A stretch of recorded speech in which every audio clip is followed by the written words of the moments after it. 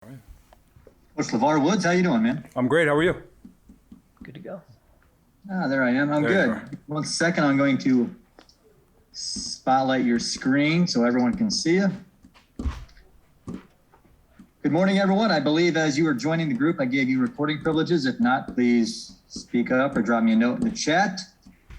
With that being said, Levar, I'll give you a chance to throw out some opening words, and then we can toss it out to some questions. So the floor is yours. All right. Hey, thank you guys for being here. I appreciate it. Just come off the practice field, a very spirited practice across the board, offense, defense, special teams.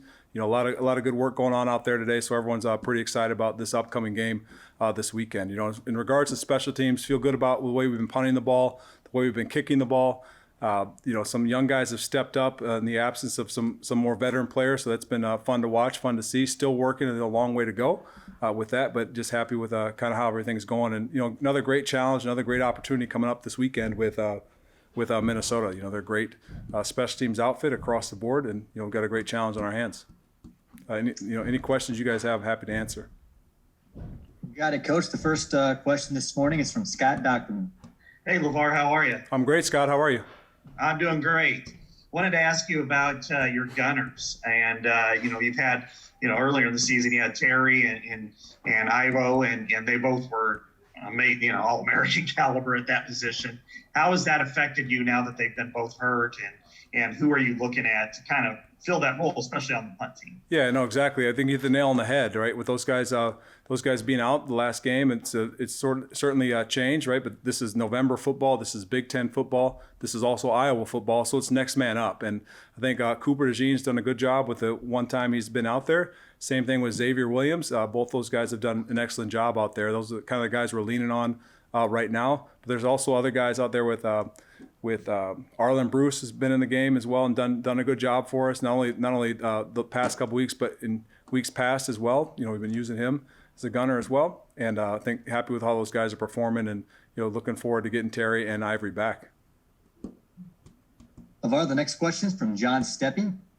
Hey, Levar, how are you? I'm great, John. Yourself? I'm good, thank you.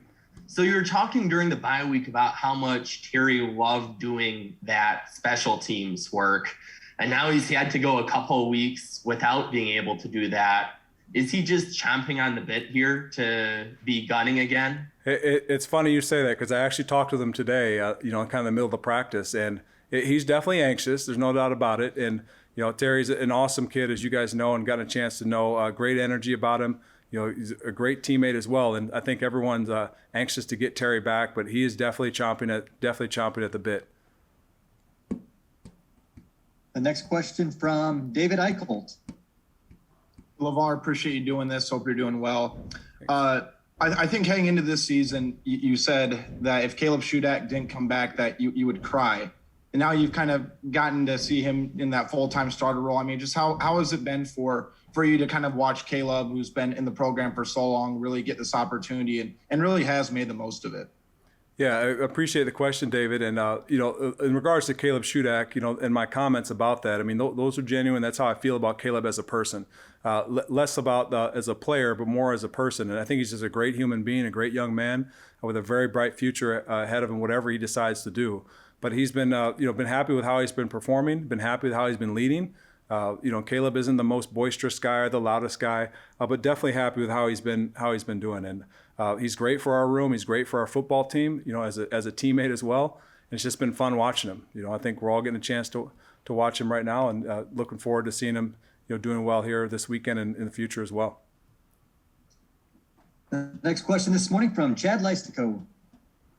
Hi, Levar. Great to see you. What's up, Chad? You too.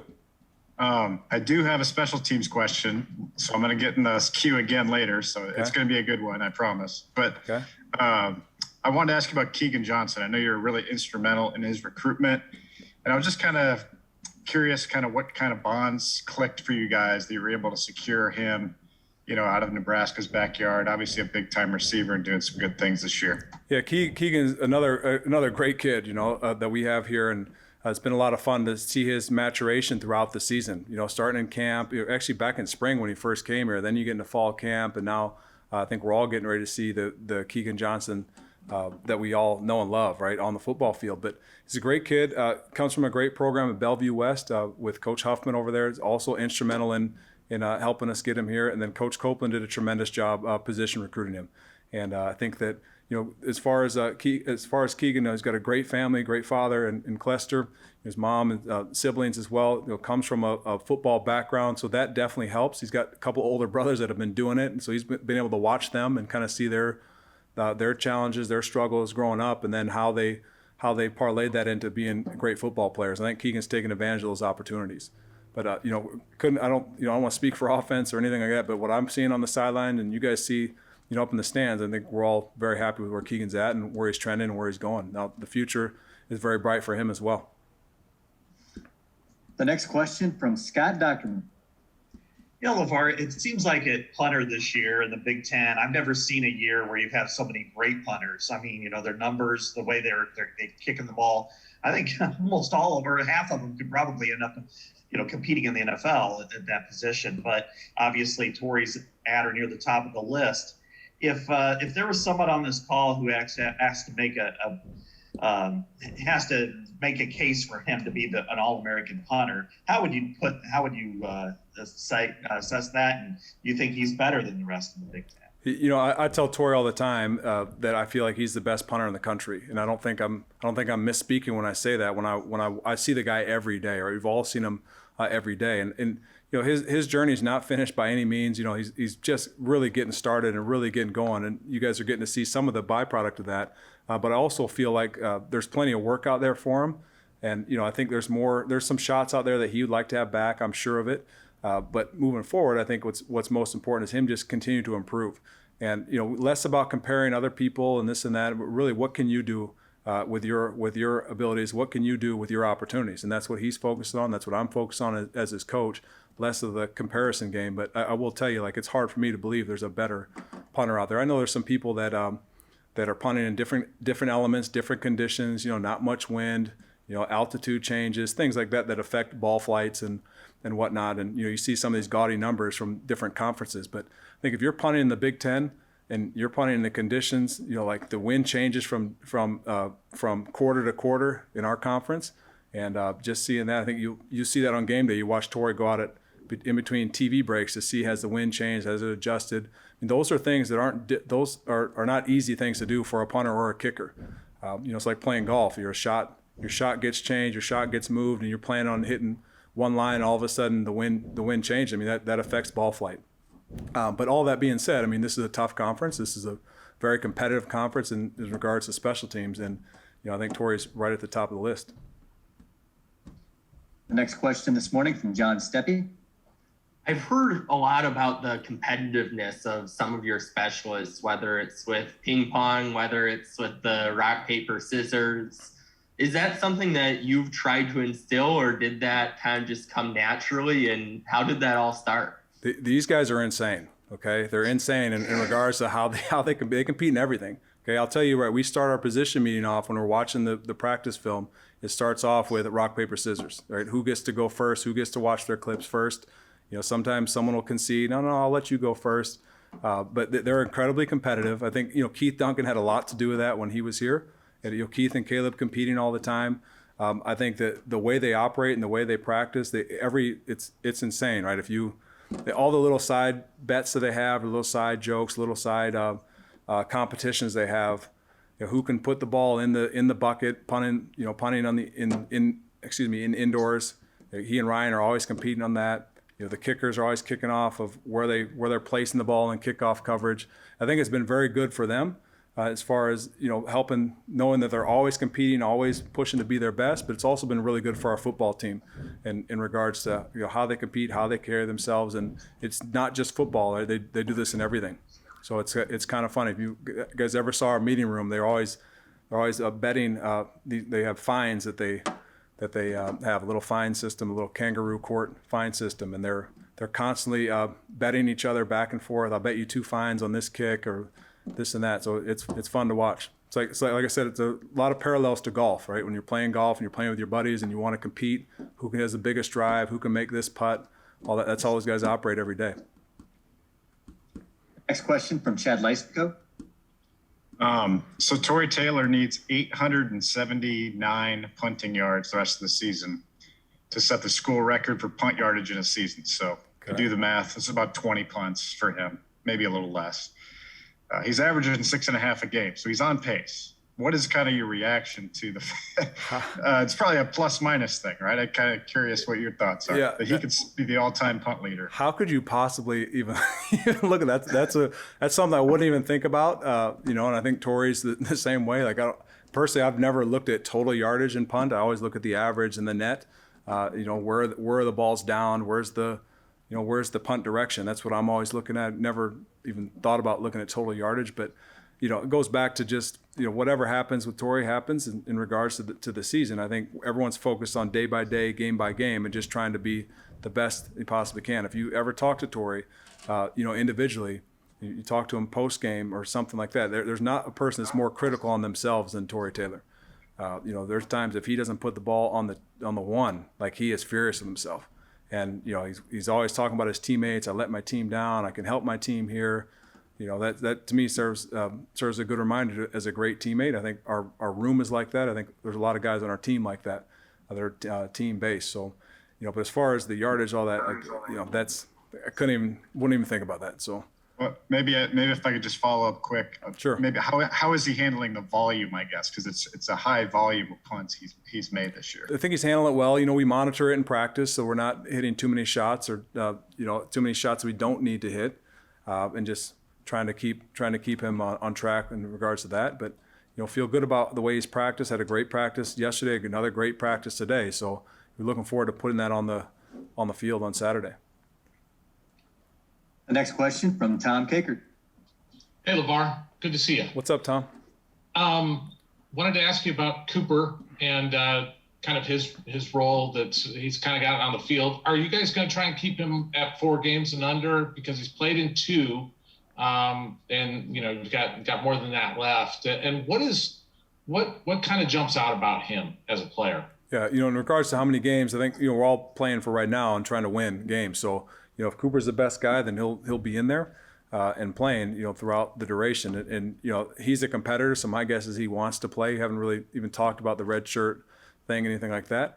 But what he's been doing is he brings great practice energy. He doesn't say very much at all. Like even if it was he and I just in a room trying to talk, he wouldn't say much. But he shows it on the football field. And I'll give you an example. The first time we put him on kickoff coverage as the backup. The backup on kickoff coverage a couple weeks ago, he runs down there, runs 3-4 yards in front of everybody, runs down, finds the returner. He's not even the guy we're expecting to make the tackle, but finds the returner, punches the ball out. We recover it, scoop and score in the end zone. And everyone's like, who was that? And I was like, holy crap, that was Cooper. His first time in practice covering, right? First time we put him in. So I think just the way he practices and the way he goes about it, he's a competitor. I think we've all seen that. We've watched him in high school. No, he's not in high school anymore. He's here in the Big Ten. But those are some of the traits I think that carry over for him. And he's got good ball skills, and he can run, he can cover, he can tackle. So we're continuing to just trying to progress him and trying to make him the best football player he can be and best teammate he can be. The next question, Levar, is from Scott Dockerman. I've got kind of 2 here in one. One is backup kicker Aaron Blom. How has he progressed? Because you can't keep Caleb for another year beyond that. And then I'll ask another one after this season. Yeah. Happy with how Aaron's progressed. I think he's probably made the biggest strides in kickoffs.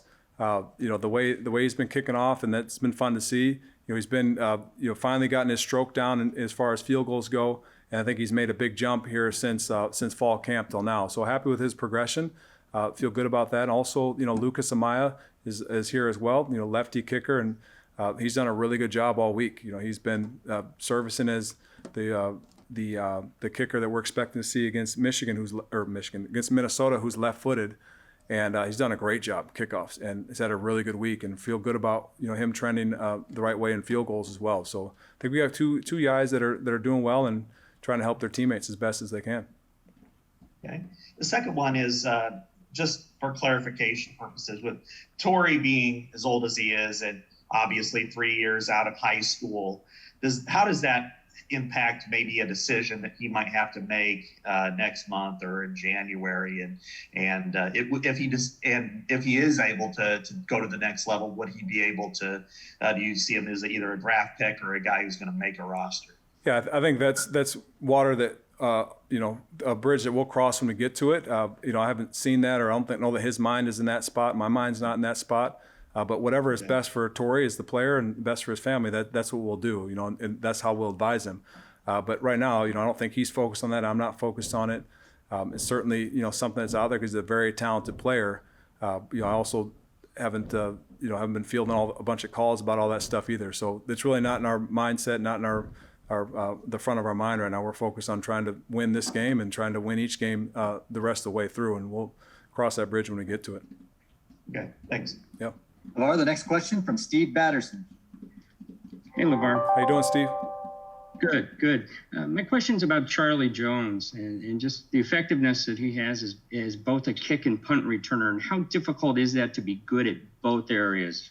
Yeah, I think it is difficult, and they're starkly different in the course that you're running as a returner.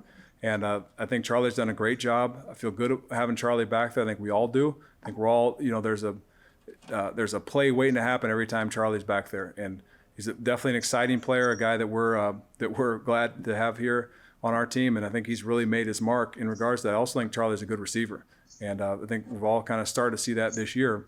So it's been fun to watch him, and happy with the way he's going. What allows him to be so effective in both areas? Yeah, I think first off, he's fearless with the football. I think we've all seen that. There's times that he's getting hit as he's catching the ball, spins out of it, and runs 24 yards or whatever. As a punt returner, I think that's an element you have to have as a punt returner. You also have to have good hands in regards to fielding balls, good judgment, and then good ball security. And those are things we're constantly preaching, constantly trying to hammer home with all of our returners. And then in the kick return game, I think Charlie's a really good slasher, and meaning that he's very good at running north and south, as we've seen as a punt returner. And then he's got great speed when he uses it. So those are things that we're all excited about with Charlie, and happy he's on our team. Thanks. Yeah. Next question, Levar, from Scott Dockman. Yeah, I had a question again, kind of about the Gunners, and Sure. It's amazing that he's probably the only one I've ever really watched do this. But Terry Roberts, watching him kind of run up the field and the way he's able to almost slither between blocks, just kind of not be touched and then just kind of knife around. Is that a skill that you can teach or he acquires, or is that just one for feel and to make sure that he just can maneuver and get around blocks without even being touched? Yeah, I definitely think I know exactly what you're talking about. And it's crazy to watch because Terry has exceptional speed, and I think that's a knack that he has. It's not like, hey, we drill, hey, slither this way, slither that way. He's the player, right? And so that's what it comes down to, the player doing that. We try to set him up on direction and course and how to handle double teams, how to handle vices, things like that. But at some point, it's out of my hands. It's up to him, and I think he's done a great job embracing that role and getting the job done. How have you been able to kind of work with some of these players? Because sometimes special teams is regarded as, oh yeah, I got to do that in some places. It seems to be there's an energy with the players who are doing it, and they feel as important being on a special teams unit as they would if they were a starter or heavy rotational player on one of the other sides of the ball. Yeah, I think it starts at the top with Coach Ferentz. I mean, I've been on record saying that before. The way he sets the tone in regards to special teams and your buy-in with special teams, and how that affects the football team, and then how it affects us with wins and losses. I think we've all seen that throughout the year and throughout years past as well. I mean, it starts with Coach Ferentz at the top, and then I think it starts with buy-in from the position coaches and then the players. There's coaches on our team that are constantly, they're in the special teams meeting with us. They're constantly preaching it to their players. Their players want to get on the field. They want to find different roles, even if they're not a returner. Okay, can I play somewhere else in coverage? Can I block for somebody? I think it's just a good culture we have here in regards to special teams. I think it's constantly just trying to point out to players that it's a great way for you to, one, get on the football field, and then two, help your football team. And we've got lots of examples of guys doing that. A little bit more outwardly, like Terry. We talked about him. Talked about Ivory. There's a bunch of others that are doing it without all the recognition as well, and that are kind of a little bit quiet. And so it's fun to see those guys and help our football team. Incredibly valuable to our team. One of the guys I always cite is Devontae Young from 2019. And I can't not tell you like what a selfless human being he was, and what a great football player he was, a great contributor to our team. The guy was phenomenal, and I think he came very close to potentially playing at the next level in doing that. And those guys are hard to find. Hard to find. You have to be able to see the value in that too as a coach. And does it help your football team? Is it something that's important to you? Then I think it's easy to see that. And other programs may not take that as serious as we do. And you look at a guy like Barrington Wade, who has kind of been up and down. I mean, he was what, a 3 or 4 special team guy for you, and now he's been playing in a couple of games with the Broncos in that role. Is that something that you can point to on your own team and for other players that maybe even come into the program? Absolutely. He's one that's recently come into mind. Dominique Daphne, who's playing for the Green Bay Packers. It's funny, he played R4 for us in kickoff coverage here. I took my son to Packers game last year. What do I look? He's out there playing R4 for the Green Bay Packers. And, different position for him, playing tight end, but the same thing. And there's a long list of guys like that, with Riley McCarron, who made his name, kind of starting off in coverage and then as a returner. And then next thing you know, he's playing in the National Football League as a wide receiver punt returner. Desmond, we've talked about numerous times. Same thing with Amir. I think what shows off with Amir right away is he's electric as a kick returner. I mean, that's, going back to years past. And I think if you really see that, if you really are able to see opportunity and see the value in that, then there's a place for you on special teams, and how that helps football teams, how it helps people win games. And the easy thing, I think, when you're talking about in media or in fans are talking, they all talk about offense, touchdowns, okay, yards. You're talking about defense. Oh, look at that sack. Look at all this stuff. There's all the hidden yardage in there that goes into a football game. And that, I think, is what Coach Ferentz definitely values here in this program, and what our program is trying to get done, what we're trying to get done with special teams. Thanks so much. Yeah. Yeah, thanks, Levar. I don't see any more hands in the queue, so we thank you for your time this morning and wish you luck on Saturday. All right, thank you guys. You guys have a good day, and see you on Saturday.